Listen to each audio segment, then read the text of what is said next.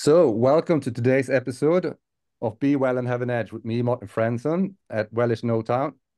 And today I have Clint Steele, a fellow chiropractor, and I'm very happy we will have a short talk about brain-based chiropractic, from pain to brain, for the general public to know why it's so important to know that a chiropractor actually has an effect on the brain, and all the research that we base this on. But also for chiropractors that seeing this, that they get to know that this is a possibility to actually shift their consciousness about and their awareness what is possible with chiropractic. And we have a fellow a mentor together that, I mean, you are the one that has taken over Dr. Richard Barwell's work, which is amazing that you moving that forward, because that was what created Welledge for me. 2003, I met Richard Barwell. I heard about him actually by Paul Pringle down in Spain, in Barcelona. And then there was a seminar in Ireland, and I went there with Richard Barwell. And then after that, it went on. Me and other chiropractors, we brought him here to Sweden, and a big move into the neuroinfinity, neurological-based chiropractic, and that possibility of really helping people from that perspective. And I'm very happy that you are moving that momentum forward. Well, thank you very much. Thanks for having me. I appreciate it. And yeah, Dr. Barwell is amazing. Started some stuff, and that's why we're here today, right? I love the name, by the way, of the using the edge, right? The name of my practice is Leading Edge as well. So we're kind of on the same wavelength there. Great. Yeah. Yeah, and you just like me, you've been an ordinary chiropractor, more spine-based, pain-based, and then you moved into the brain-focused practice model where we put more on the attention of what we do with the spine and the whole body, what impact does that have on the brain, and also how to measure that. So let's, I think, your story and that shift in the brain to why that is so important, but also how that shifts what we do, how we serve the public, and what kind of people that come to our practice. I mean, I'm as amazed when I see a spine patient coming in with the pain in the spine. That's an oddity these days. But what used to be an oddity 20, 25 years ago is today the main part that comes to my practice. Fatigue, this and so many other things that yeah. And that's what we want, right? That's what chiropractors should be, right? They shouldn't be known as back and pain and spine specialist, or back pain and neck pain specialist, right? Because ultimately, DD over 100 years ago meant for chiropractic to be about the brain and nervous system. And even BJ, he started, back in the 30s and 40s, maybe it was the early 50s, he started measuring brain function, right? Yeah. And he didn't have the technology that we have today, obviously, but he knew back then where this was headed, and this is where it needs to be. But for those of you who don't know my story, yeah, I graduated in 1993 from Logan. I set out to conquer the world through chiropractic, and unfortunately, I was hit with, as most are, with a community that said, "Doc, you're a back doctor. Just take care of my back pain, my neck pain, and I'm good." And so I did that for 17 years. Knowing that chiropractic was about so much more, but I couldn't figure out how to get them to understand that, right?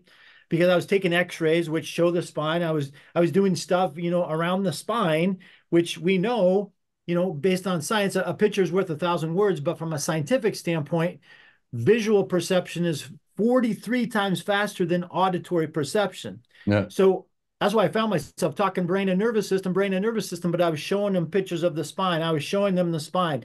What's going on with your spine? What's going on with your back, right? Yeah. And so there was a disconnect. And so after 17 years, I said, I'm done. I'm never going to do this again. I quit. I set out to change the world in other ways. We performed 1 million acts of kindness. Actually, we set a goal of performing 1 million acts of kindness in 1 year.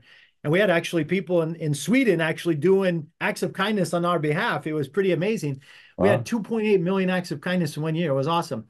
But it didn't make any money. And so I found myself broke.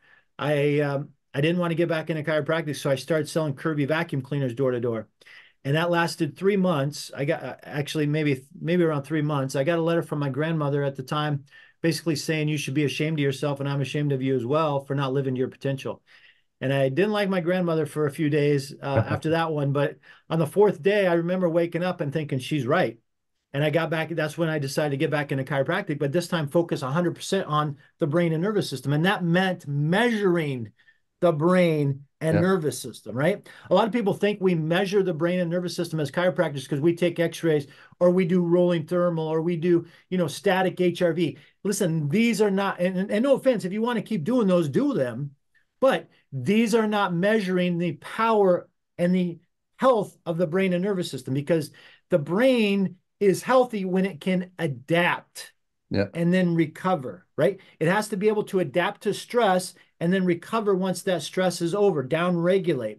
It's called allostasis, right? And that is the foundation. And I believe this is the term that DD and BJ would have used, but it wasn't invented until the late 1980s, allostasis. It's the ability for the brain to maintain homeostasis during stress and then also during recovery. Because the analogy I make is, listen, homeostasis, when the fire alarm goes off, should be very different than homeostasis when you're getting ready to take a nap. Would you agree with that? And if it's not, is that a problem? And the answer is absolutely. And x-rays don't measure that, right? Static HRV doesn't measure that. Doing a rolling thermal in a static, relaxed state environment doesn't measure that. So, and that's why we get the NeuroInfinity instrument, which is like the top of the line in regards to actually measuring the physiological parameters from the nervous system during different kinds of stresses, and as well at the same time measuring how well can you adapt after that stressor, which is an amazing way to for a person to get it's genius, right? It's genius.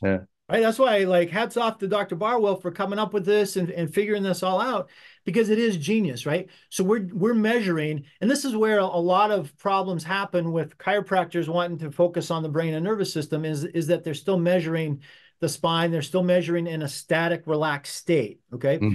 And so one of the things that I find, and you may have found the same thing, Doc, as soon as you put that lead on a patient's head, like, it changes everything, right? All of a sudden the patient's like, oh my gosh, like I remember doing this in front of a group, and I put that lead on someone's head and they're like, oh my gosh, like, you're actually measuring their brain. Like, yeah, they're actually measuring the brain, right? But then to measure at the same time physiologic function, limbic system patterns at the same time, and then on top of that, to put it in real live time during stress, and then also during recovery, and then even add one more, is we take them through 4 different types of stressors and then 4 recovery periods, right? Because it may not be a physical stress that's bothering them. It may be a emotional stress that's bothering them, right? And so that's really, like, it's amazing. It's amazing.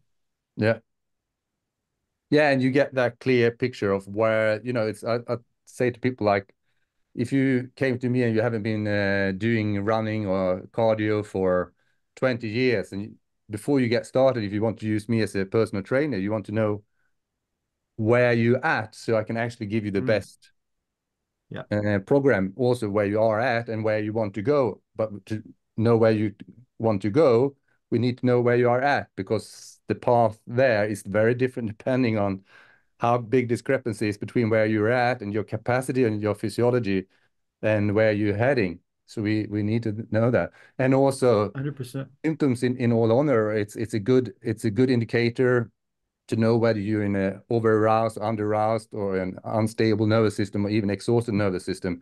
It is an important part, because that's what the patient lives with 24/7, what's going on in their physiology as symptomology. But then we need to know also what's the objective findings.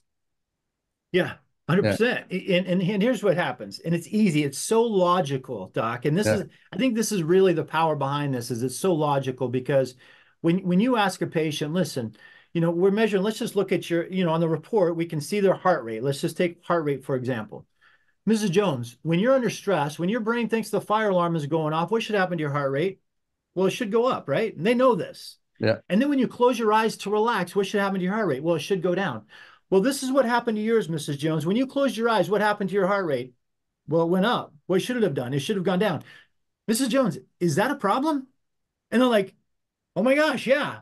And so when you see that over and over and over again, right, that's a problem. But going back to your point, we need to know what kind of aberrant neural pattern they have. Harvard University talked about this in the mid-1990s, was these neural patterns, right, that are derived from, depending on who you talk to, 7 generations ago, but let's just go back to when you're in your mom's womb. Because when you're in your mom's womb, your mom is passing on these neural patterns to you, and then you're born with this neural pattern, and then that usually, either gets better or worse until about the age of 7, depending on those people around you. And then after that, either it gets better or worse, depending on how you deal with stress. Well, most people don't know how to deal with stress, right, at a conscious level, and so it gets worse. And so what happens is you have people that come in and say, well, yeah, I'm out of shape, or, I'm having a hard time losing weight, or, yeah, I've got this, but I just need to exercise more, right? I just need to exercise more. But yeah, on the scan, on the SRE, we can see that, when they actually go through a physical stress, that's causing them more harm, or they can't recover after a physical stress. Perfect example. We had a 58-year-old chiropractor just die 2 weeks ago. 2 weeks ago. We did a scan on him a year previous, okay?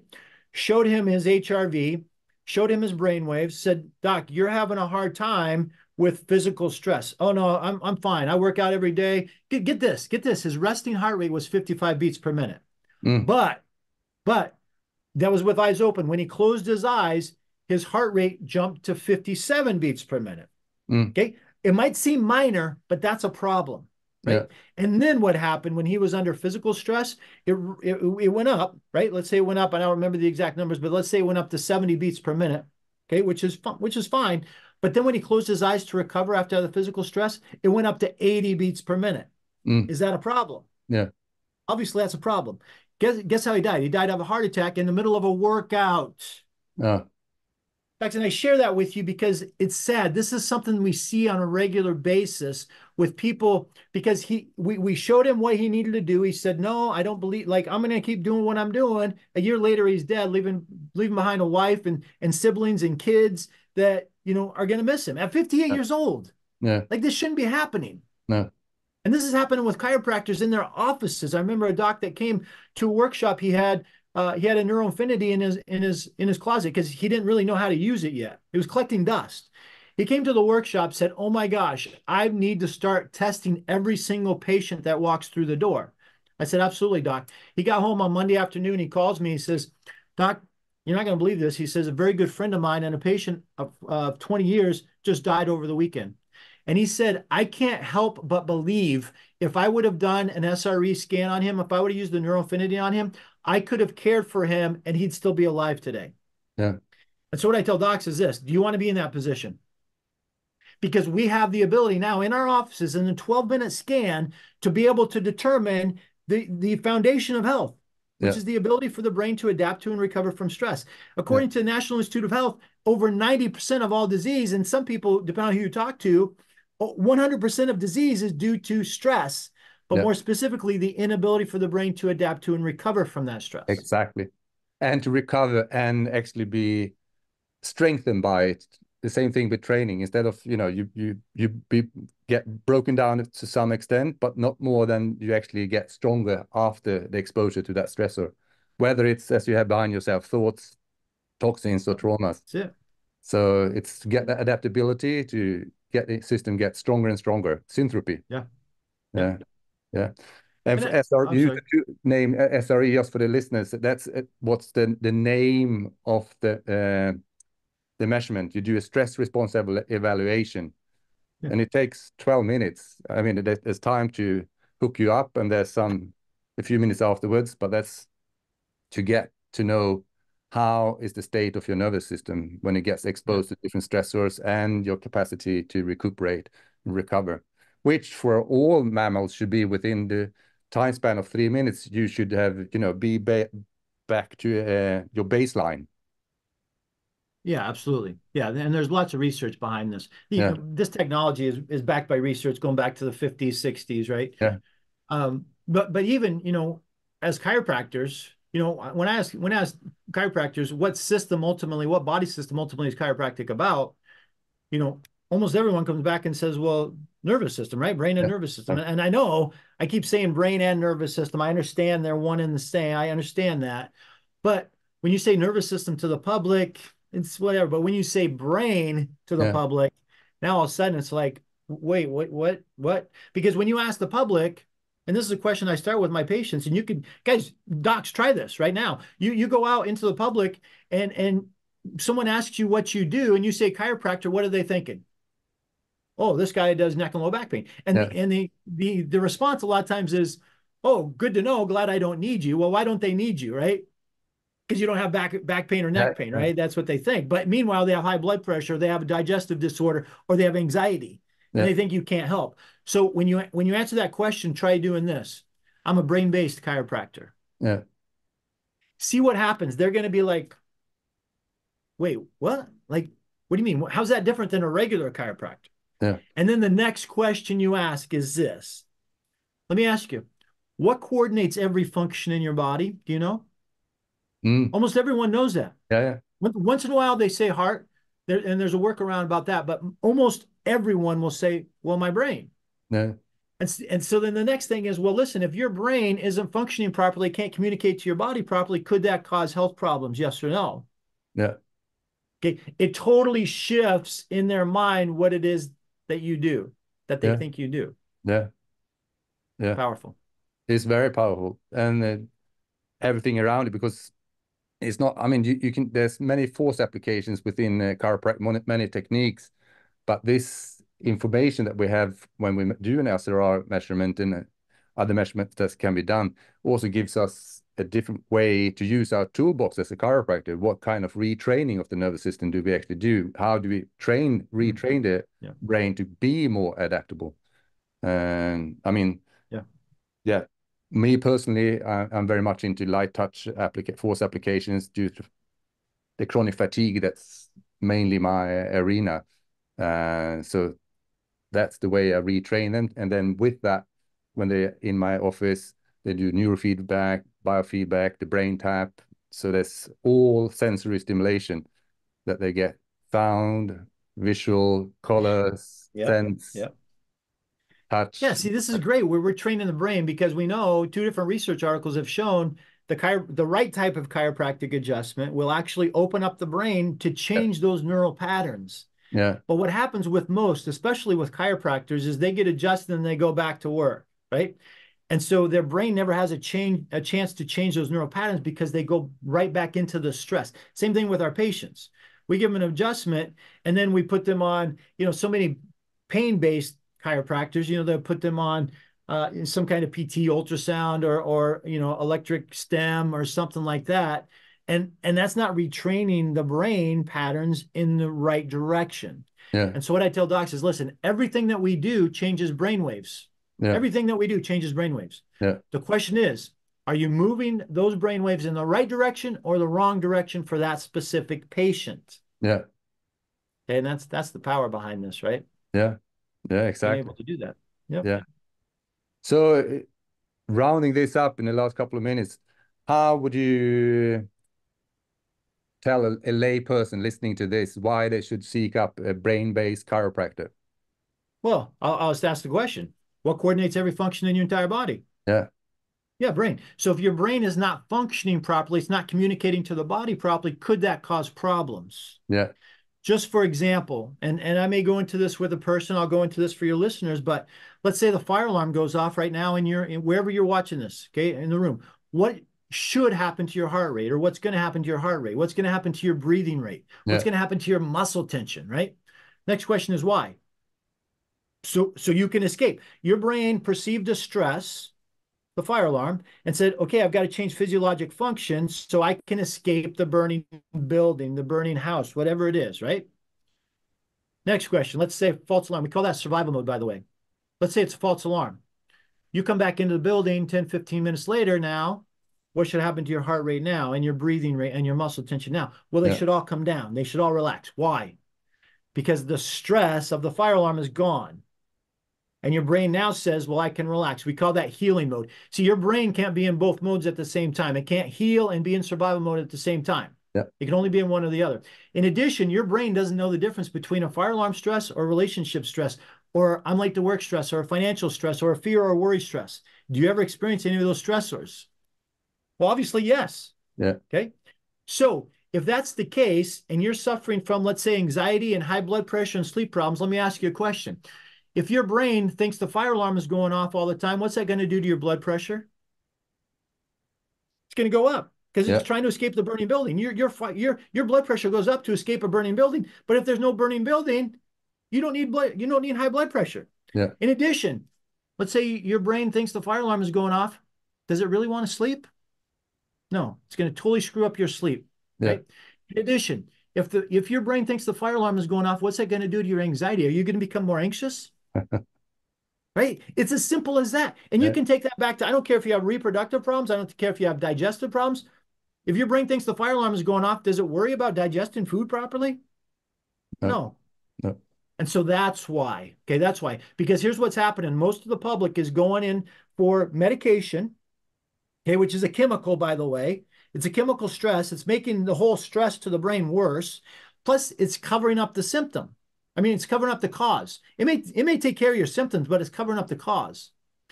And what happens is your brain now continues to degenerate, starts to rot. Because when your brain is overstimulated, the cortex of your brain starts to shrink. We actually see the cortex of your brain start to shrink when it's over aroused for too long. Your amygdala, your survival brain, starts to increase in size.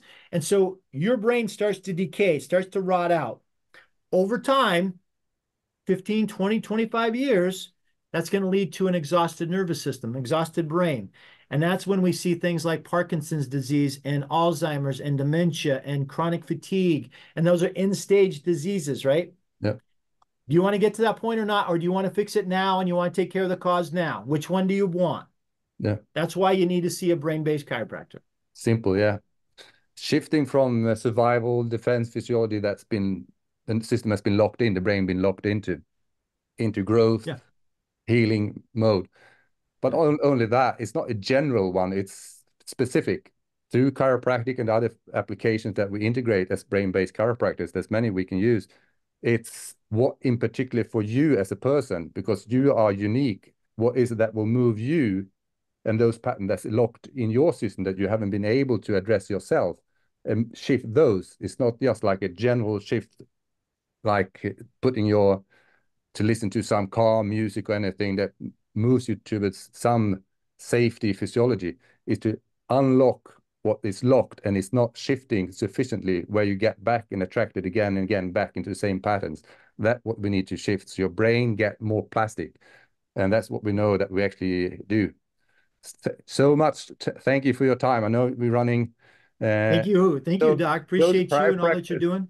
Yeah. So those chiropractors that want to know your work and get in touch with you, I will put that in the here. But if you could just say as well your webpage and how they get in contact. Yeah. Our website is brainbasedhs.com. Brainbasedhs.com. Also, if you're on Facebook, you can go to our Pain to Brain group. It's a private group for docs. Just ask to be let in. It's called Pain to Brain. Yeah. So that's it. Thank you. Appreciate you, Doc. I'd love to come to Sweden if you ever want to have us out. Yeah, I'll talk with Jacob. Yeah, we'll see to that. Awesome. Thanks so much, Doc. Appreciate you. Thank you ever so much. Bye for now.